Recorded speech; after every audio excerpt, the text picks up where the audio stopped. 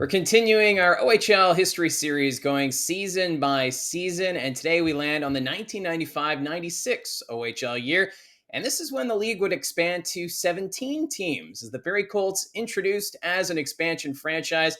For the Barrie Colts, they would start their playing days out of the Barrie Arena, much smaller facility, and that's due to construction delays. So we wouldn't see the opening of the Barrie Molson Center until New Year's Eve, 1995, going into 1996. So exciting times seeing junior hockey arrive in central Ontario.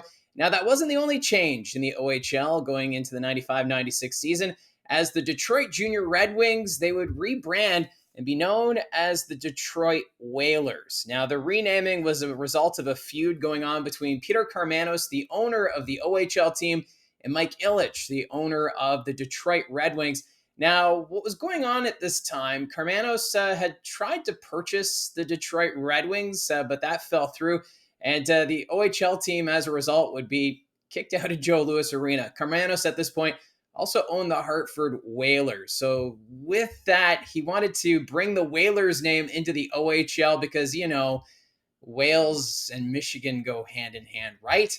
But still, I think it was a great logo. One of my favorites. It's really too bad we don't have that in the OHL in today's league. But still, because of that feud between Karmanos and Ilitch, the year after the Detroit Junior Red Wings win the OHL championship, they're evicted from their home. They'd be bouncing around arenas for a couple of seasons before they found a permanent residence in Plymouth, Michigan.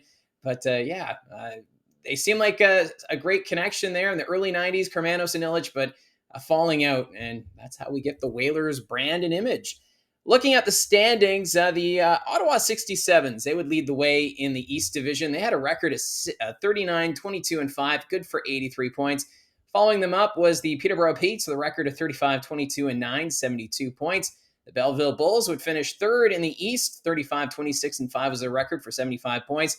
The Oshawa Generals, fourth in the division, 30, 28, and 8, 68 points, while the Kingston Frontenacs would claim the final playoff position coming out of the division with a record of 29, 31, and 6, good for 64 points, while the North Bay Centennials on the outside looking in on the playoff picture with a record of 14, 45, and 7, good for 35 points. In the Central Division, this is where the Barrie Colts would be placed as a result of their expansion. The Guelph Storm, they would lead the way with a record of 45, 16, and 5 for 95 points. The Kitchener Rangers, second with a record of 35, 28, and 3, 73 points. So quite the gap between Guelph and Kitchener. Third in the division, the Niagara Falls Thunder, 29, 30, and 7 for 65 points. The Owen Sound Platers, they would finish with a record of 29, 32, and 5 for 63 points. And the Barrie Colts, in their expansion season, they would make the playoffs. They would become the first team in OHL history to make the playoffs in their expansion year with a record of 28, 31, and 7, 63 points, while the Sudbury Wolves would miss the postseason with a record of 27, 36, and 3 for 59 points. Over in the West Division, the Detroit Whalers, they would lead the way. 40, 22, and 4 was their record for 84 points, while the Sarnia Sting, they would finish second, 39, 23, and 4 for 82 points. The Sioux Greyhounds, third in the West, 38, 23, and 5 is their record for 81 points, while the Windsor Spitfires, fourth with a record of 21, 41, and 4, 46 points. And missing the playoffs by a long shot, the London Knights, a record of 3, 60, and 3, 9 points. Now, with that record, that would be the fewest wins in the regular season in OHL history, just 3 for the London Knights. It would go on to also be one of the worst records in Canadian Hockey League history. So as much as we see the London Knights dominating in the modern era over the last 20 years, they just won their third Memorial Cup since 2005. Things were a little bleak in the mid-1990s. I know a lot of fans kind of contributing the Spider Knight logo with the losses. So at this time, it wasn't a lot of fun at the London Ice House. With the way things have been going on, but things will change as they bottom out here in the 95-96 season, but things will improve, and we'll notice that over these next few videos as we continue this series looking at the OHL history. Another team that was in some struggles were the Niagara Falls Thunder. With a decline in attendance, they decided, okay, we're going to change our home game nights from Sunday to Saturday, and that didn't help. This team struggling at the gates. The aging facility was also a contributing factor. So the Niagara Falls Thunder, they would relocate following the season and would end up going to Erie, Pennsylvania. And what's interesting too is that when the Niagara Falls Flyers relocated to North Bay in the early 1980s, the age of the facility in Niagara Falls was also a factor in that move. So two teams, two similar issues, and both now in new cities as they went along. And now for the Ottawa 67s, Brian Kilray, he would be back behind the Ottawa 67s bench. Leading up to this, he was just the general manager, but now deciding to go back to head coach of the Ottawa 67s. He was kind of going back and forth during his time, especially in the 1990s. And it was just an interesting tidbit I thought I'd put in here.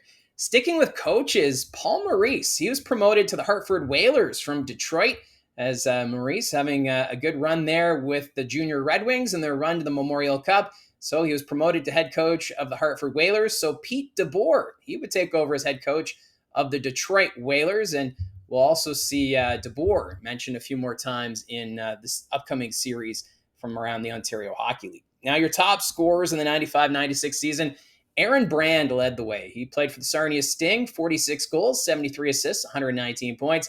Second in scoring, Daniel Cleary of the Belleville Bulls, 53 goals, 62 assists, 115 points.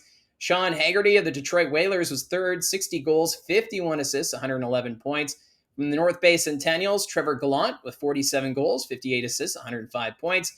Richard Uniacke of the Sioux Greyhounds, he had 48 goals, 54 assists, 102 points. Also with 102 points was Cameron Mann of the Peterborough Petes. He had 42 goals and 60 assists to go with that 102 points. From the Sarnia Sting, Jonathan Sim, 56 goals, 45 assists, 101 points. Also from Sarnia, Trevor Letowski. He was eighth in scoring, 36 goals, 63 assists, 99 points. Lee Ginman of the North Bay Centennials / Detroit Whalers. He was ninth in scoring with 29 goals, 68 assists, 97 points. And rounding out the top 10 in scoring this season would be Rob Shear of the Windsor Spitfires. 40 goals, 53 assists, 93 points. So going into the playoffs, the Guelph Storm and Ottawa 67s, they would have byes in the first round. So we wouldn't see them until the quarterfinal. But going through the division quarterfinals, starting off in the West Division, the Sarnia Sting, they would complete the series sweep of the Sioux Greyhounds, while the Detroit Whalers, they would need 7 games to take care of business against the Windsor Spitfires. In the Central Division, the Barrie Colts in their expansion season would give Kitchener everything they could handle, as the Rangers needed 7 games to take out the Colts in this first-round matchup. And the Barrie Colts actually had the advantage early on in the series. Kitchener really had to battle back here. And then in the other Central Division matchup, the Niagara Falls Thunder would take care of the Owen Sound Platers in 6 games. Now, in the East Division bracket, we would see the Peterborough Petes take care of the Kingston Frontenacs in 5 games, while the Belleville Bulls, they would also need 5 games to take care of the Oshawa Generals. Moving on to the quarterfinal, the Guelph Storm, they had no problem with the Niagara Falls Thunder, winning that in 4 games. And with that, that would be the end of the Niagara Falls Thunder in the Ontario Hockey League. Meanwhile, the Belleville Bulls, they would complete the series upset of the Ottawa 67s. That would be in 4 games. And after this, Ottawa, not a big fan of having a bye in the opening round of the playoffs. Continuing along, the Peterborough Petes, they took care of the Sarnia Sting in 6 games, while the Detroit Whalers, they knocked off the Kitchener Rangers in 5 games.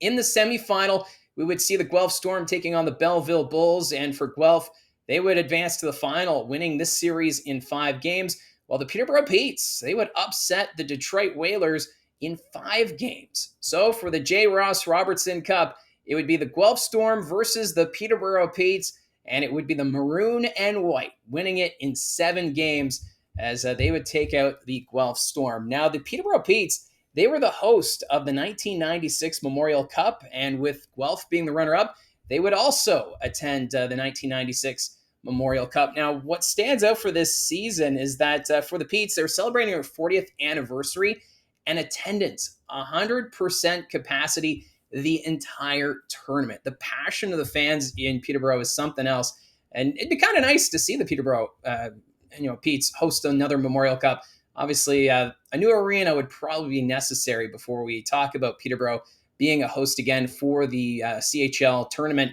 Now, the Storm and Pete's, they would battle hard in the round robin, going up against the Granby Predators from the QMJHL and the Brandon Wheat Kings of the WHL. Now, the Storm, though, they would go 0-3 in the round robin, so they would not advance. While the Petes, 2-1, would have to face the Brandon Wheat Kings in the semifinal, where Peterborough held on for a 4-3 victory, booking a ticket to the Memorial Cup championship game. But there were some issues here at the PMC, as fog would create some delays for this hockey game. And that's why I say if Peterborough wants to host the Memorial Cup, a new facility will be necessary, as the PMC has seen better days. Of course, they've had renovations over the time, but still, some upgrades are necessary if Peterborough is going to host again, especially with this fog, because if you get the humidity in an older arena, I've seen it even in Sudbury. I had a game there that I called that had to be postponed because of fog. Just the humidity and all that in the old facilities just don't mix that well. But in that final, it would be Granby winning the Memorial Cup by a final score of 4-0. So Peterborough falling just short in the final. Now, looking at your award winners from the 95-96 season, Alan McCauley, he won the Red Tilson Trophy, McCauley playing for the Ottawa 67s, while Aaron Brand of the Sarnia Sting won the Eddie Powers Memorial Trophy. The Matt Layden Trophy would go to Brian Kilray of the Ottawa 67s, while the Jim Mahon Memorial Trophy went to Cameron Mann of the Petes. Brian Berard of the Detroit Whalers, he would take home the Max Kaminsky Trophy. OHL Goaltender of the Year was Craig Hillier of the Ottawa 67s. The Jack Ferguson would go to Rico Fata, who was drafted by the London Knights. Dan Cloutier and Brett Thompson of the Guelph Storm, they won the Dave Pinckney Trophy. And of course, Dan Cloutier recently being announced as a new staff member for the Guelph Storm. So the alumni coming back. So I saw Cloutier's name there. I figured might as well mention the former goaltender. And your M's Family Award winner, Joe Thornton of the Sioux Greyhounds. He had an outstanding run in Sault Ste. Marie, and he was awarded the Rookie of the Year trophy there. And the Leo Lalonde Memorial Trophy would also go to Aaron Brand of the Sarnia Sting, and the Bobby Smith to Boyd Devereaux of the Kitchener Rangers. So that's the 95-96 OHL season. Quick summary of everything that transpired. Now, if something stands out to you from that season, share down below, as it's great to have everyone come together, talk about their experiences as we continue to look through the history of the Ontario Hockey League. So don't forget to hit like and subscribe, and we'll talk to you again soon.